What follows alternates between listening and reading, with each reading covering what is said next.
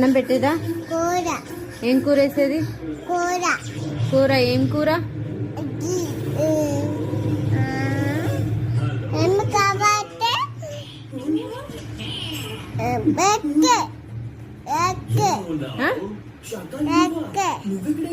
మామిడికాయ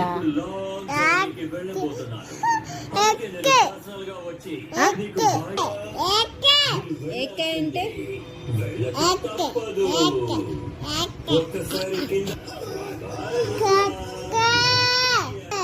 స్కూల్లో ఏం చేసావు? మీ మేడం ఏం చేసింది అంటే? హోంవర్కా? మేడం లేదు, ఎక్కడికి వెళ్ళింది?